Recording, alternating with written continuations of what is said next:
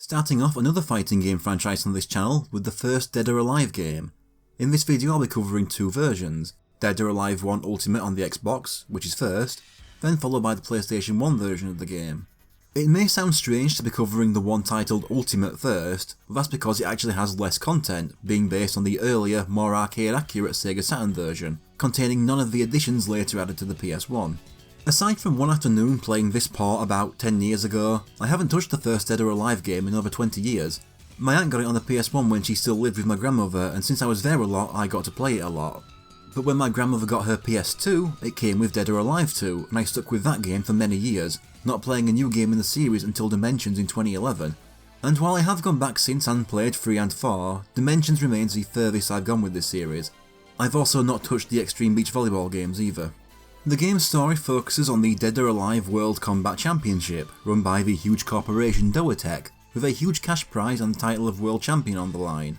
On the tournament end, while Doatech will get shadier in later games, the tournament itself isn't very important in this game, and most of the plot centres around the main character Kasumi, but I'll get to that when I talk about each character individually. First I have the quick explanation of gameplay, where I try to describe how a fighting game works in as few words as possible to avoid showing just how bad I am at them and at knowing how they work and how to explain it. This one has 3 buttons: punch, kick and hold. The punch and kicks each have their own strings and different buttons when holding directions or when moving, all that usual stuff. The hold button takes the place of what would be a block button. By timing pressing hold right, I can grab an opponent during their attack and follow up with one of my own, an offensive and a defensive one while holding back or forward. Thing is, I'm not that good and I struggle to react in time with my holds. Majority of the ones you'll see in this footage is usually luck, but when I do get one right I feel like a god for a few seconds until I'm destroyed again. The biggest issue with the controls is that this part is on the Xbox, right? So why can't I use a stick? Especially when there are moves I will never use because I'm not trying out half circles and the like on an Xbox D-pad. The PlayStation version is also D-pad only, but that's understandable since that port predates the existence of the DualShock. Can't put support in for a stick that doesn't exist yet. But this version has no excuse. The last thing relating to gameplay is something only in this first game, which is the danger zones. All stages are flat with a ring around the outside where being knocked down results in an explosion and being launched high into the air for a lot of damage. It had been so long that I'd completely forgotten about these. Considering the very next game completely reworks how stages work, it makes Dead or Alive one of the weirdest first games to go back to of the big fighting game franchises after being used to the later games. But with that done, it's now time to actually complete this thing. And since there are several unlockable costumes per character, I'll be completing the arcade mode multiple times with each one. Starting with the main character and the game's canonical victor, Kasumi. She was part of the ninja clan, the Mugen Tenshin, and along with her brother Hayate, was in line to become the clan's next master, succeeding their father Shiden. However, while Kasumi was away, the clan was attacked by her uncle Raido, who had long been an enemy to the clan. The attack left Hayate in a coma, and it was decided that Kasumi would become the next master. But she ran away from the clan to take revenge. Leaving the clan is against their rules, and doing so has also had her marked for death. Kasumi enters the tournament as she learned that Raido is also taking part. Being a ninja, Kasumi is very fast, with a lot of quick strikes. To make up for it, she doesn't do that much damage with individual hits, and really needs combos to build up the damage. She's also very acrobatic with a lot of flipping attacks. For a beginner's character, I find her fun. When you have easier AI, she's a good one to get used to the game with, some of those flips can be devastating. As a character, Kasumi is likeable enough, but she's not one of my absolute favourites. She's my favourite of the non-crossover ninjas though. Looking at the story, it's easy to feel sympathy for someone being screwed over for doing a good deed. Regardless on a person's feelings on taking revenge, killing Raido of all people is just unquestionably good. There was a time when I was really bad at the games back in DOA 2 where she was the first character I managed to get even barely decent with, so I appreciate her for that as well. Now for the costumes, of which everyone starts with 3. The first costume will later become her secondary costume in the future games, the red and white shoulderless tunic. It looks better in later games, but I've always felt it just looks fine even at its best. Costume 2 would then go on to become her main costume going forward. The blue tunic with the puffy shoulders I actually feel looks its best here in the pre-5 games. The low poly, almost cel-shaded looking style does it a lot of favours while it looks quite off in the next few games. I'll get into that more if I make it to DOA 2 though. The third costume is one I don't really care for, the sleeveless shirt with the fishnets and puffy trousers.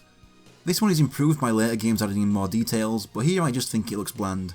Now to unlock some more.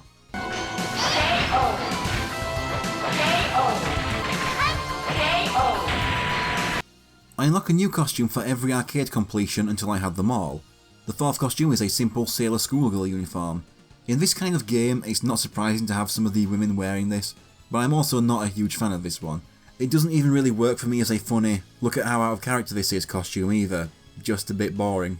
And costume 5 is a palette swap that trades the blue for red. I will say that I prefer the colours on this one to the blue one, but that's all. Costume 6 makes the uniform green and also makes the shirt short sleeved, probably my least favourite version of the uniform. 3 more costumes to go.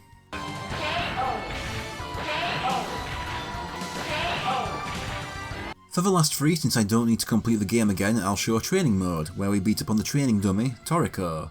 Costume 7 has her wearing a leotard with a rabbit-eared hood.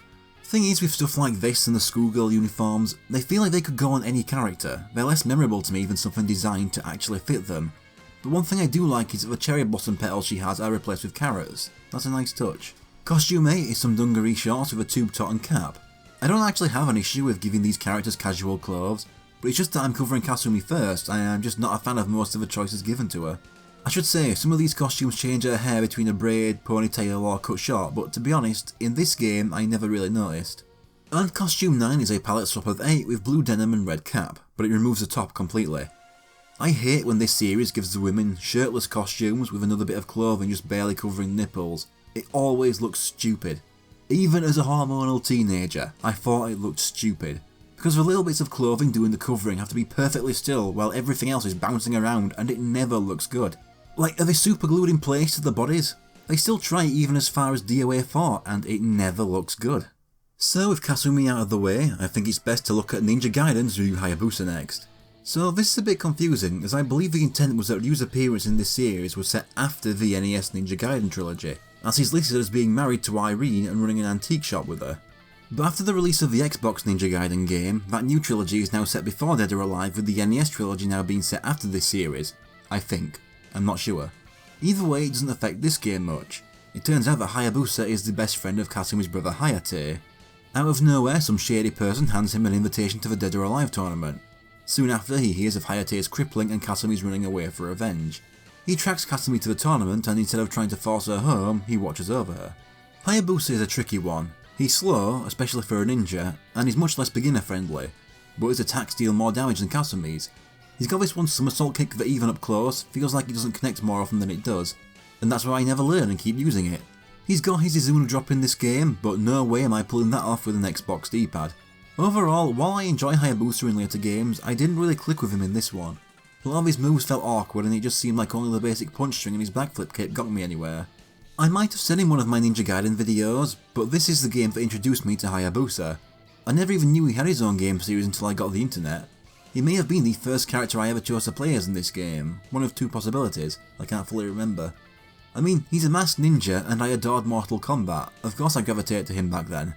It just shows he has appeal outside of his own game and they aren't just hoping that recognising him will work, as since I said, I had no idea he was from another game and I still thought he was cool. For his costumes, he only has 5 overall, meaning just 2 arcade completions. His first one, well, is a ninja. It is an original costume though, it's not his costume from the Ninja Gaiden games. I like it though, and since this game predates the Xbox Ninja Gaiden, they can't just reuse that exact same costume from that game again, since it doesn't exist. Costume 2 is the same but red. It's alright, but the black looks better to me. Costume 3 is also the same but white. Once again, I prefer the black version. Costume 4 is actually a new model. He's more armoured with a breastplate and chainmail. His face is visible too, no mask. When I look at this costume, I just can't help but think he looks like Hayato from Star Gladiator. He looks good, but I still prefer his default model for looking less bulky. And costume 5 is just the 4th one with red trousers, not much to say. After these 2, everyone else gets less important to the first game's story, so next I'll talk about Jan Lee. Jan Lee was orphaned at an age so young he doesn't remember what his parents looked like. Having no home and no one to provide for him, he had to live on the streets. He taught himself Jeet Kune Do to protect himself by watching many martial arts films, particularly Bruce Lee. By the time he was an adult, he was good enough at fighting he got a job as a bouncer for a club, but he mainly kept fighting for the thrill of it and to test his skills, and that is the only reason he enters the tournament, to test himself against the world's best. Being the Bruce Lee of the series, you can expect Jan Lee to have many quick strikes, being one of the fastest characters in the game, but also having some stronger, more damaging moves as well. He is a lot of fun. Probably my favourite to play as in this game. No one else was as satisfying to land attacks with. Janli is the other possible character I chose first as a kid. Continuing my love of Mortal Kombat, he was like Liu Kang, which also appealed to me. In fact, Janli is my second favourite Bruce Lee tribute in a fighting game after Liu Kang. For one, looking quite a bit different than most of the rest of them helps, since he isn't designed to look like Bruce Lee, just fight. I also love that Bruce Lee is actually part of his backstory and informs who he is. Fei Long's first ending in Super Street Fighter 2 had a reference to him, but that's about it. But Janli's fighting like him because he was inspired by his films and used what he saw to defend himself on the streets. I don't know if any others incorporated Bruce Lee into their tribute's backstory, but I'm glad at least one did. Like Hayabusa, Janli has only 5 costumes overall, and his first is pretty good. I like that it actually has some patterns on it with the dragons, a level of detail a few characters couldn't get on their clothes. His second removes the vest and shoes and makes the reds blue. I actually think this looks better, but I think it's just mainly due to the colours. Though I wish he kept the shoes on so I didn't have to see his weird triangular prism feet. Costume 3 is alright. It's nice to see casual clothes I can actually imagine the character wearing, and at least it's not just a second palette swap like Hayabusa had.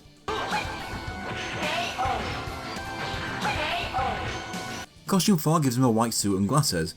If he grew up in poverty and was finally at a point where he could earn money through his fighting, I could imagine him splashing out and buying stuff he'd never afford when he was younger. I like it. Costume 5 is my favourite though, as it's basically his bouncer uniform. It's something that's both stylish and actually fits the character as being part of his backstory instead of just another school uniform. After Janli, it makes sense to next cover Lei Fang. While Janli grew up in poverty, Lei Fang was from a rich family.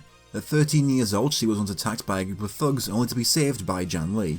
She was grateful for being saved but thought she was perfectly capable of fighting them off herself, and so she spent the next 6 years mastering Tai Chi so that she can enter the tournament and prove her strength to him by defeating him.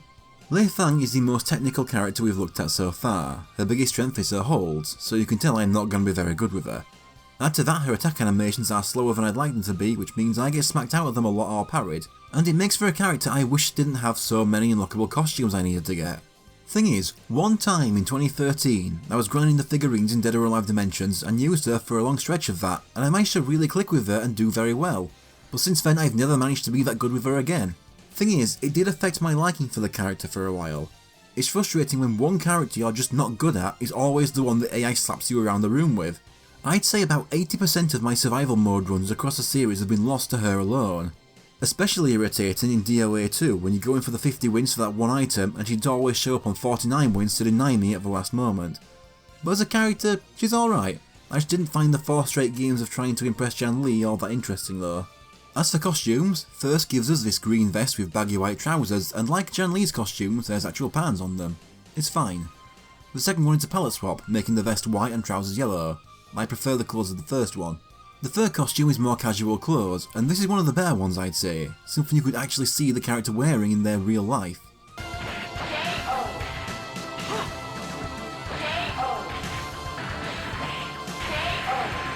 Costume 4 has her dressed like a waitress. I have the same issue I have with Kasumi's school uniform. It's nothing to do with the character and just ends up looking tacky, especially when you could head swap any character onto it and it would just be the same. I'm not against the idea of fanservice costumes, but I just don't like these kind where it feels like they just pulled a random character name out of one hat and a random fetish out of another. Like, what does Lei Fang have to do with waitressing? And Costume 5 is a red version. Despite my complaining on the last one, I do think the blue one looks a bit better than this one. Like, maybe if it was designed in a way to fit her character and backstory I wouldn't mind. There are a few in later games where I can at least imagine the character wearing it. Costume 6 is a mostly blue version of the first 2 costumes. I've not mentioned it before, but this game took a lot of inspiration from Virtua Fighter, and I feel this costume is a deliberate tribute to Pai Chan, being a very similar outfit with the same colours. 3 more costumes to unlock.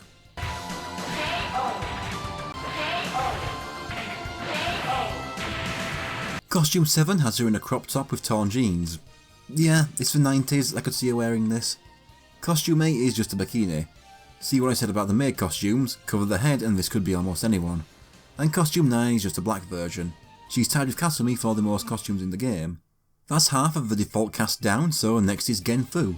Despite being an incredibly skilled martial artist with possession of the legendary destructive attack, the Iron Fist, Genfu has instead lived a quiet life, running a small bookshop while raising his granddaughter Mei Lin. However, Mei Lin comes down with a rare disease that he can't afford the treatment for, so he enters the tournament for the prize money. Genfu is slow but powerful.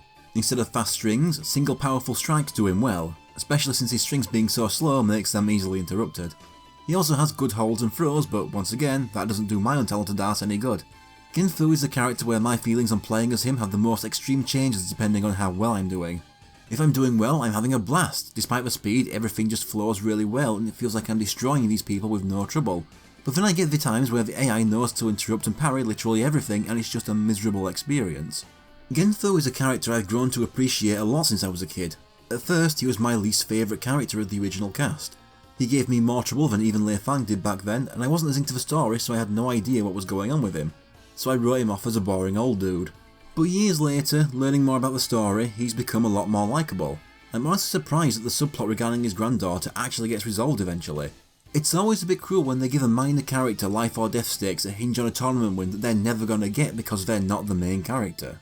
You know, one thing I've never thought about all these years, and when the realisation hit me, I was both surprised and impressed? We know of this franchise's reputation, right? The way it markets itself mainly around the sex appeal of its women above all else, and in plenty of places it can go to some embarrassing or even creepy lengths. And yet, Genfu isn't a pervert. There's no forced scene of him accidentally molesting the women a third his age, there's no secret porn stash or any of that. This blows my mind, because in almost every Japanese fighting game franchise I'm into, the only other little old man on the roster who doesn't have at least one moment like that I'm aware of is Gen from Street Fighter. I can only think of two, and one of them is from Dead or Alive. It completely took me by surprise that this franchise out of them all had the restraint to not go that route. Unless they did in DOA 5 and I missed it by not playing it.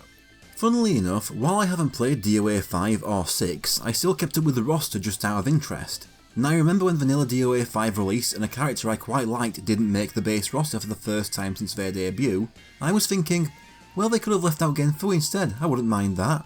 And then DOA 6 comes along and actually leaves out Genfu for the first time, and I learned that I'm actually not fine with it. But then again, the character I claimed I'd be fine swapping him for also didn't return, so that didn't help. All three of his default costumes are the same long sleeve tunic but with different colours. This first one is my least favourite, it's the sleeves. I just think the dark red used the most clothes looks kind of unappealing in this game. Costume 2 is all blue and this one is my favourite of the three. Costume 3 is a green tunic with white trousers. I like the green but not the white, so I feel it would have looked better all green. Like the other men, he only has 2 unlockable costumes. Costume 4 is a red aloha shirt with shorts and a straw hat on his back. Despite us establishing that he's not a pervert, this one really feels like a tribute to the Muten Roshi from Dragon Ball. It looks so much like him and the shirt is even a similar colour. It even removes his ponytail to make him look a bit more bald. And Costume 5 is a green shirted variant, I think looks better. Let's look at Zack next. He's a self-taught Muay Thai practitioner and famous DJ. He's only competing in the tournament to raise awareness of himself, that's about it. The instruction manual also says he's a big fan of Tina Armstrong and is a regular of Hayabusa's antique shop. What the hell would those two even talk about? Zack's a speedy character built to mix up the opponent. I had to rely on a smaller selection of moves than with other characters though, as despite his speed, some attacks are deceptively slow, so the AI will just slap me out of them or easily parry. He's not a favourite character to play as, but he can be fun. I've just never been that good with him. But Zack as a character is pretty fun. He's the comic relief of the series and can get some funny moments. Although since this game has no cutscenes like the rest, we don't get to see his personality in action, and so as a kid I never really got him until DOA 2. His first costume, a red crop top with dyed hair, has the same issue the other red costumes have, in that I don't like the way that red looks in this game. It's also quite tame for Zack compared to the costumes he'll gain later. Costume 2 dyes his hair blonde and makes the shirt green, which alone is an improvement. Costume 3 makes the shirt white and gives it some shoulders, it also puts a beret on him. I'd say this is my favourite of his default costumes.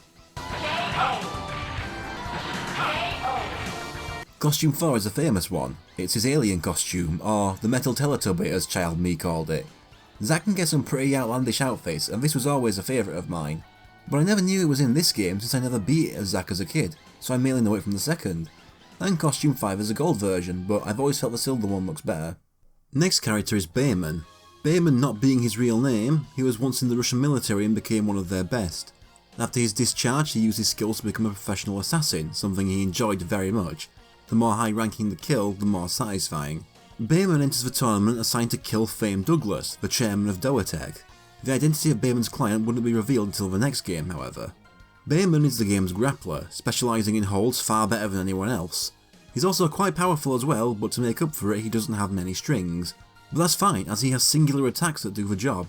Anyone who's watched my other fighting game videos knows that I struggle with playing as grapplers more often than any other character type. But what I like about Dead or Alive is that even a player like me who can't pull off all these fancy throws can still have fun and do well with a grappler sticking to good old punches and kicks. This can be seen by how out of all the men who only required 2 arcade completions to unlock all their costumes, it was Bayman who I accomplished this fastest with. He's pretty brutal and his attacks look painful, and I'm glad I had such a good experience with Bayman, as he's a character I haven't cared for much over the years. In fact, the time I was most interested in Bayman was when he didn't make base roster in DOA 2. Thing is, Bayman got replaced in the next game, and this was one of those rare cases where I preferred his replacement in every single way, gameplay, design and story. And since when given the choice I'd always gravitate to his replacement, recording these playthroughs would be the first time ever I've had to put serious effort into playing as him. And so just from doing this video, I've gained new appreciation for my least favourite character of the first game's roster. His first costume I actually think looks his best in this game. For some reason in the next few games, I just think it lost something gaining extra detail. Costume 2 is my favourite of his normal costumes. Somehow just removing the jacket and giving him that combination of colours I think looks really good on him. Costume 3 is a blue and green palette swap of his default, and the change in colours actually has me like it more.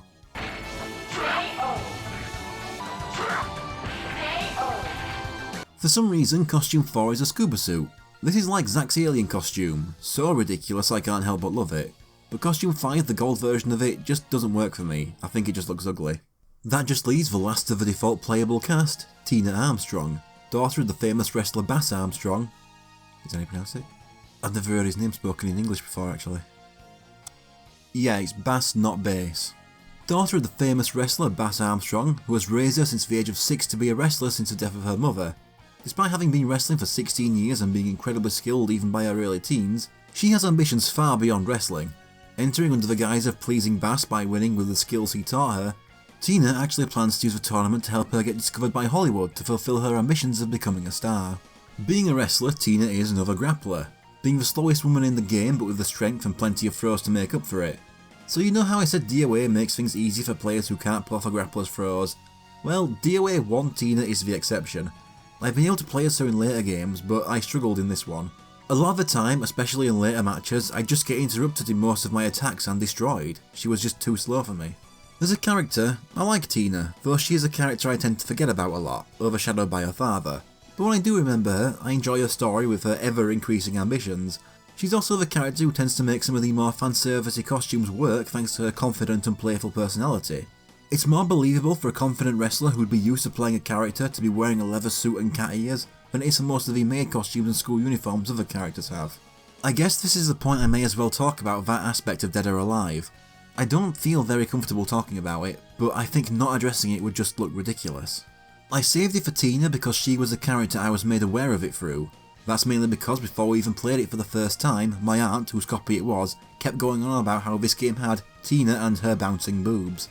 I didn't know why she kept going on about that because I was 8 and I just wanted to play a fighting game. Thinking back, she couldn't have picked a worse crowd. She was using it to big the game up to me who was 8 and my grandmother who hates both fighting games and seeing any kind of sexual content on screen. And while it wasn't noticeable to me beyond her bringing it up that first time, things did become more noticeable in the second game. For context, since my grandmother was the only one with the PS2 at the time, I was always playing DOA 2 in front of her sat on the floor. Let me just say that being 9, unlocking something called a CG gallery, not knowing what that meant and selecting it to be met with a wall of bikini photos of the female cast right in front of my grandmother was mortifying.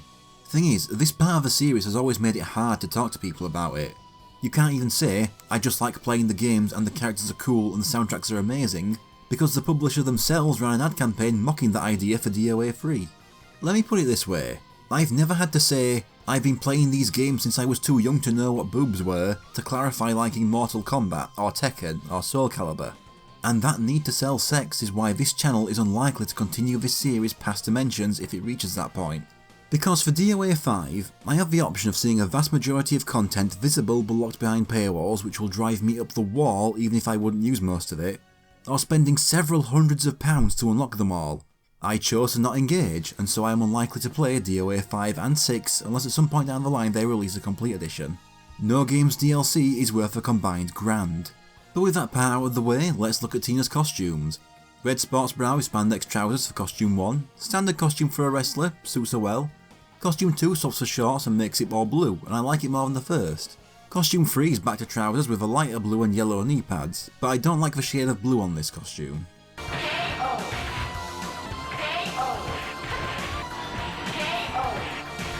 Costume 4 is a cowgirl costume, and this one I don't even think looks like Tina. If I saw this costume out of context, I wouldn't realise it was her.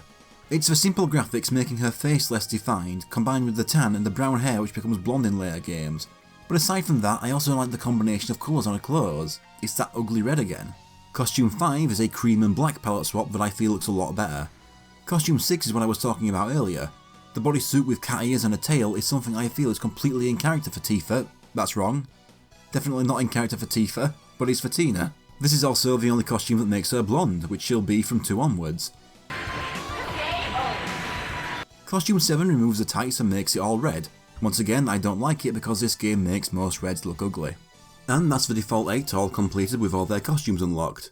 But clearing arcade mode once with all 8 characters unlocks the final boss, Raido.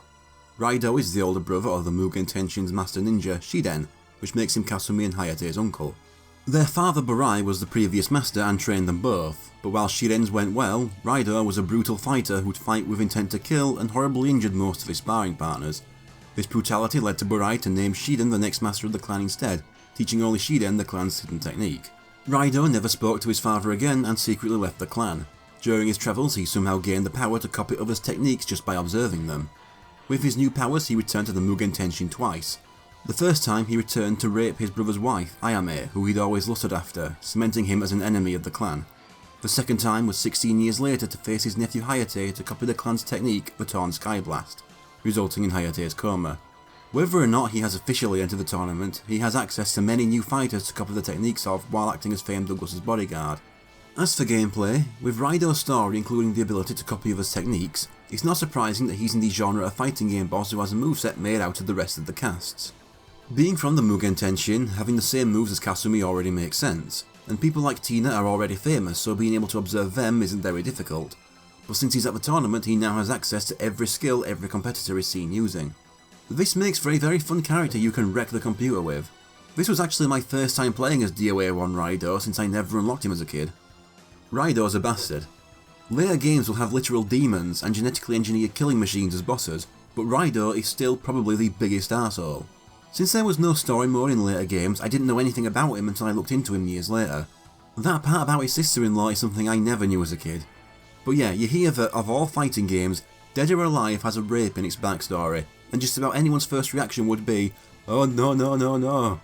But to be honest, it's nowhere near as badly done as you'd think. It's not sexualised for one thing, which I know is the bare minimum, but remember, Dead or Alive, it's kind of a miracle. It is treated as seriously as it should, and the act continues to have ramifications reaching throughout the series even beyond Raido's life. Those affected by it are seriously affected, especially the character that came about as a result of the rape. If I have one big criticism, it's that the victim herself, Ayame, is still pretty much a non-entity, making a voiceless cameo in the DOA 2 Ultimate intro and not appearing again or even getting a spoken line until Dimensions. That is a side effect of being a non-combatant in a fighting game story. And I think what we do learn of her relationship with their child is done well from what I remember of a story mode I experienced over 11 years ago now, just to clarify. But it could be much worse. They could do what Mortal Kombat 11 did with Sindel and Shao Kahn. So that's now Dead or Alive and BCV that have treated the subject better than MK11. But moving on, what's strange to me now is that Raido would be the only character to not return in any version of DOA 2. And if you've watched enough of my fighting game videos, you know I'm just obsessed with those characters that appear in the first game or two and then disappear from most sequels rosters. So it's strange to think that after 15 years and 4 games of Raido only being in one game, in less than 10 years he's now managed to make it into just over half the series' total rosters. It'd be like if Song Han-myeon from Soul Blade suddenly appeared playable in the next 7 Soul Caliburs in a row after being gone for so long. Only 2 costumes for Raido and they're both the same model, a toned Ogi. While Akuma pulls the outfit off better, it's still a decent look. I just don't like the beige colour though. Costume 2 on the other hand is brown, which I think looks better. Only the Japanese version has endings and they're text only that were never translated. That's all costumes unlocked and the game finished with all 9 characters, but there's a couple more things to do. While playing the game I've been unlocking bonus options as well. Danger Bounce for entering DOA on the name entry screen and Ring Size Toggle for finishing arcade mode once. The last one is being able to customise the arcade mode order by clearing said mode in under 5 minutes. Yeah, the nearly 30 or so arcade completions I've done have had me facing the cast in the exact same order. Zack, Lei Fang, Hayabusa, Janli, Tina, Bayman, Genfu, Kasumi, Raido. I really wish this wasn't held back as an unlockable, as it would have cut down on the tedium a little having me face them in a different order each time. This was a pain in the ass and took several attempts with me trying out a few characters until I got it with Kasumi. You can do really well, once you reach the 5th opponent or so it becomes almost luck based, as just one really stubborn perfectly reacting AI can ruin the great run you'd had until then, but I got it in the end. That just leaves the final unlockable, the Kasumi system voice, the voice that announces KOs in the start of the fight. This just requires using Kasumi 100 times, so I did most of that off screen and now I'm done. For this version anyway. Dead or Alive 1 is still a fun time and is much easier to go back to than Tekken 1 is, but in terms of the first games in the series in 3D fighting games, Soul Blade is still on top for me. It's fun, has a great soundtrack and introduces some memorable characters. However, I am a bit sour on this part. First is the general rushness in not letting us use the control stick. But the second is that this version calls itself Ultimate, and yet it's missing a lot of content, and the reason is pretty obvious. This is a part of the Saturn version, and the later PS1 port is what added several new costumes and 2 playable characters. And Ultimate came after Tomonobu Itagaki, the director, fell out with Sony and went Xbox only. I'm sympathetic towards any developer who gains a grudge against any of the main console publishers, but that's no reason to sell us an incomplete product. The costumes are whatever, but you cannot call this version of the game Ultimate if it's missing 2 of the characters.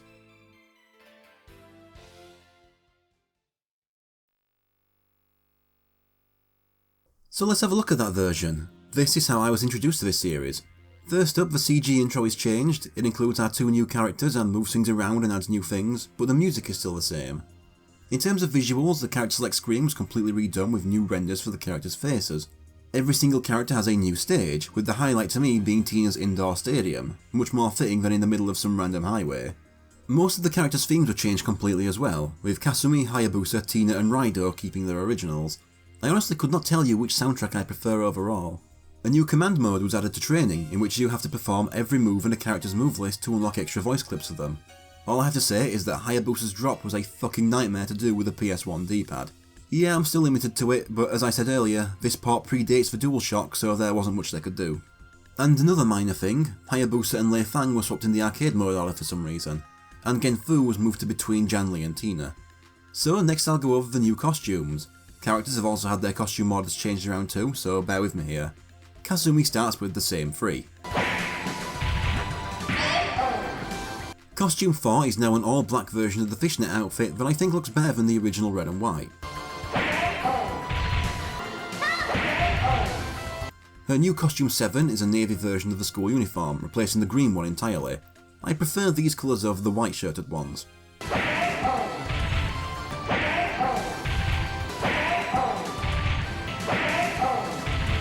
Costume 11 is a school gym uniform. All the stuff I've said about her other school uniforms apply here. And costume 12 is a version that swaps the reds with blue. And I have the same to say about costume 13, a swimsuit with a cap. Her final costume has her dressed as an angel with a halo. This is a bit more like it, it's outlandish and out of character without being bland, though it still doesn't touch Scuba Bayman or Alien Zack. Hayabusa on the other hand is literally unchanged and has the same 5 costumes.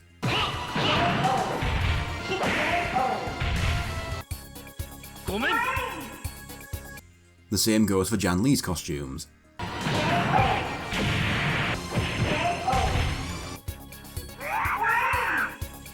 Now for Lei Fang. She gained an extra 2 new costumes in the PAL version, so if the ordering seems messed up to any non-PAL players, that's why. In fact, these 2 are her first 2 costumes. Her new costume 1 I quite like, and it even gives her the hairstyle she'll be better known for later on, although I don't think it being blue meshes well with the colour of the clothes. And costume 2 is a purple version. I tend to like purple costumes, but this one I'm just not a fan of. Costume 4 is a red version of her leather vest and shorts. I quite like it, the colours look a bit like one of Janli's costumes, and it fits with her desperation to impress him.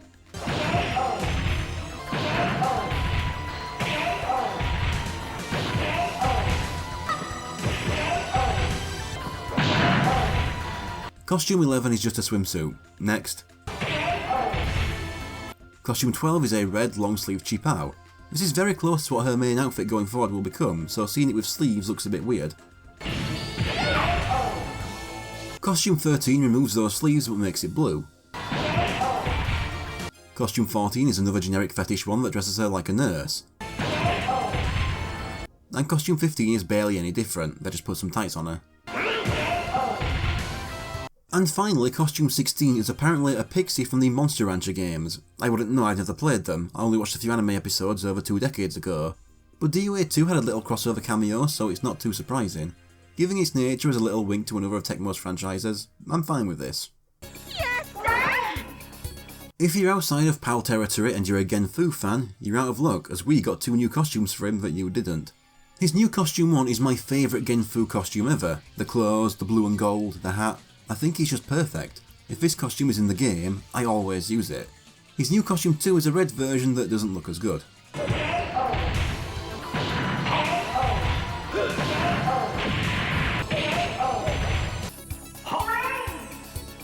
Zack is a strange one in that his original costumes 2 and 3 have been removed in the PAL version, with a new costume 1 and 2 pushing his old costume 1 into 3rd place. I don't know why he was the only one to get costumes removed. While one was a palette swap, the other was the only model wearing a beret, and that's gone now. His new model has him wearing a belted vest and with his hair in a mohawk. I consider this a straight upgrade over his old first costume since it shows more personality. Costume 2 is now a green palette swap with the mohawk spiked. I think this is my favourite non-alien costume of his.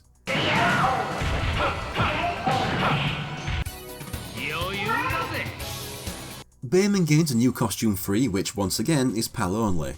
It's fine I suppose, but Bayman with no headgear on just looks weird.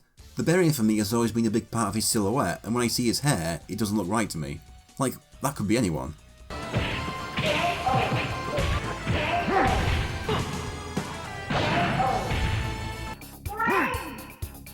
Tina's new costume 3 is also a PAL exclusive. I'm not a fan of this one. I know it fits a wrestler, but I feel in this case there's too much stuff going on with the lower half for the simple models.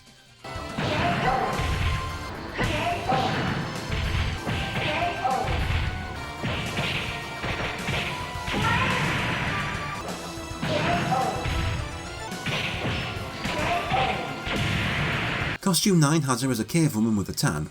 Once again, given she'd be used to performing and one of her goals will be to be a model, this isn't too out there. But this is one of those cases where the low poly models and the simple costume harm it, and it doesn't look like Tina to me. Maybe if this was DOA 2 and on, it wouldn't be a problem. Costume 10 is a leopard print palette swap without the tan. I think it's slightly better thanks to the pattern, but otherwise my thoughts are the same. But even Tina can't escape the "this could be anyone" generic fetish costume as she has a police uniform. And a black variant for costume 12, but I think the blue one looks better. Costume 13 is the only swimsuit in the game that feels perfect for the character, being covered in the American flag. Then we get another bunny outfit. I'm really running out of things to say for these kinds of costumes. And finally, a red variant. Raido still needs to be unlocked from beating the game as everyone, including the new default character, but I want to get all the returning characters' costumes done first. Raido gains a new costume on the PS1, but the PAL version also gives him 2 more new costumes. These 2 are what he starts with. His new costume 1 is kind of bland, some trousers with a leg guard and some suspenders. He looks more like a wrestler than a ninja. They also made his hair brown and less grey, I guess to make him look younger or less demonic. Costume 2 is purple instead, and I actually prefer the red for once.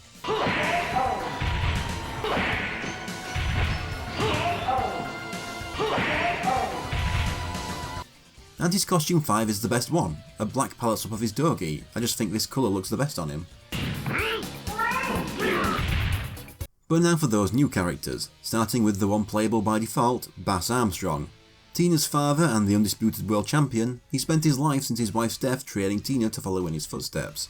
He convinces Tina to enter thinking it will deepen her love of wrestling, and he enters alongside her to help, not knowing that she has plans beyond wrestling.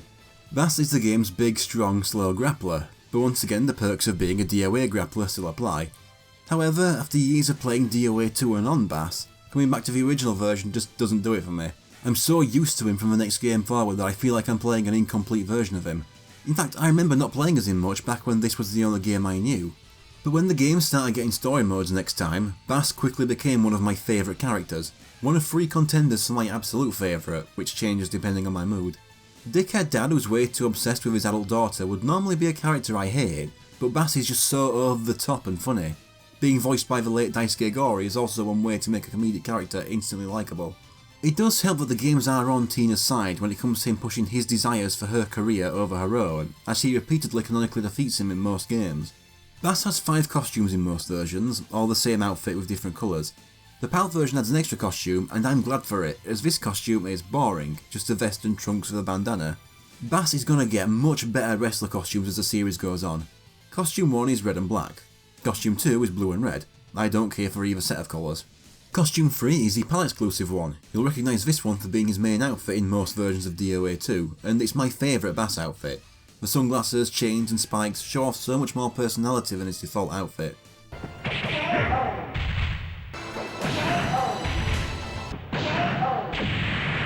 I didn't record costumes 4 and 5 and went straight to command mode and costume 6. These last 3 colours are a bit better than the last 2, costume 4 being green and black, costume 5 being all black and costume 6 being all blue. But there's still one more character. The intro FMV shows off a character we can't play as, and doing well in arcade mode will have you face an extra battle against her, Ayane, right before Raido.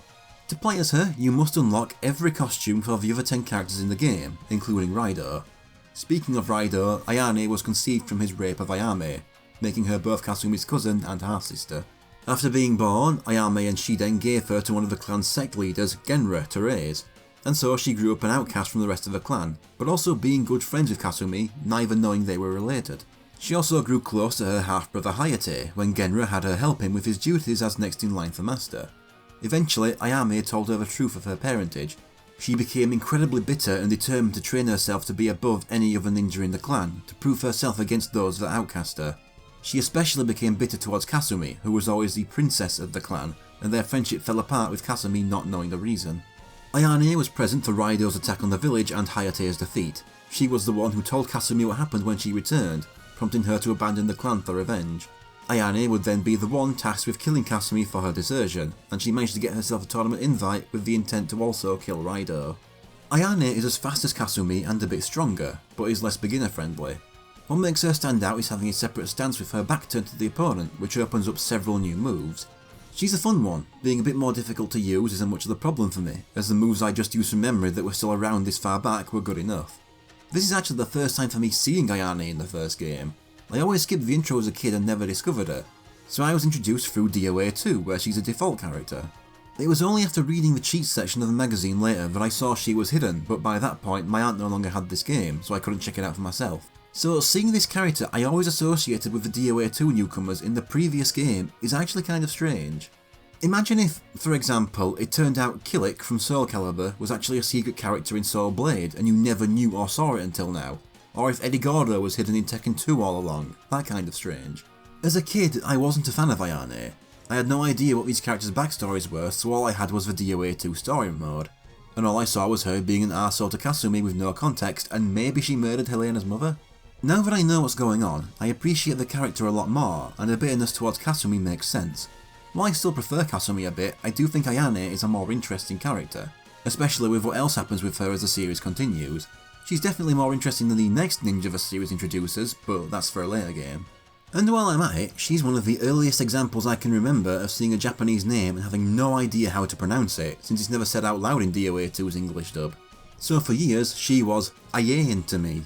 She's also got a lot of costumes to talk about at once, especially since the PAL version went and added 2 more to unlock. Her first outfit is her classic look, the purple dress with the huge ribbon on her back. It's a stylish costume, and unlike Kasumi's, I actually think it makes the transition into the Generation 6 Anon graphics without their stupid physics making it look dumb. Costume 2 makes the dress pink and the ribbon blue. This one just looks ugly to me, they picked the dullest shade of pink possible. And costume 3, lavender dress, pink bow and stockings removed, isn't much better either.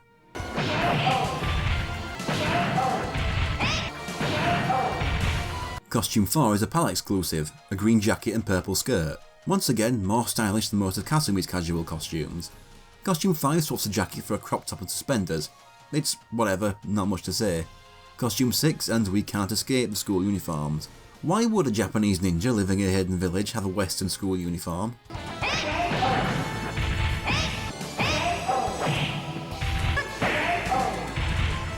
Costume 7 is a little better with the blue, and Costume 8's purple is probably the best of the three.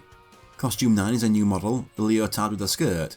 It's an attempt at dressing her like an anime ninja, but isn't as memorable as her default costume.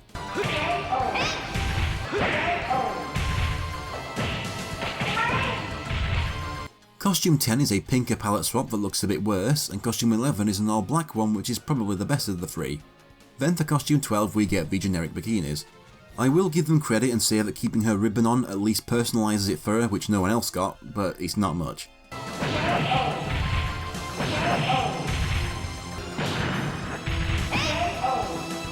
Costume 13 is a green one, and Costume 14 is a black one, while Costume 15 is actually the Toriko model from the previous version's training mode. This tricked many people into thinking Toriko was Ayane until people got into the code and looked at their file names. It's a nice extra though, to put that otherwise unplayable model to use. And her final costume is a white Toriko suit. It's okay, but I prefer the original colours. And there is everything unlocked in this version of Dead or Alive. There's the usual bonus options as well, but it's the same stuff, and I unlocked them in the process of unlocking all the costumes, plus a bonus Ayane assistant voice. This is just so much better than the Saturn Xbox version for me. It's not just the costumes, but the 2 extra characters, one of which is one of my favourites in the series. All in all, the first Dead or Alive game is good, but is probably still my least favourite of the ones I've played. The next game just changes things up so much and truly gives the gameplay its identity, while this is still very much a 90s 3D fighting game, albeit one that's far above a lot of its contemporaries at the time. By the way, this is the first time I've regretted my decision to give my thoughts on every costume in a fighting game, and I think you can tell I really struggled for stuff to say.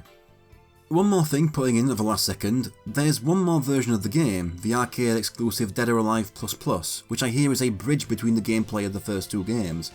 I completely forgot about it because it cuts the amount of content and has no new characters, but if people think I should cover it and I'm capable of emulating and recording it smoothly, I'll look into it. But right now I have no plans to cover it.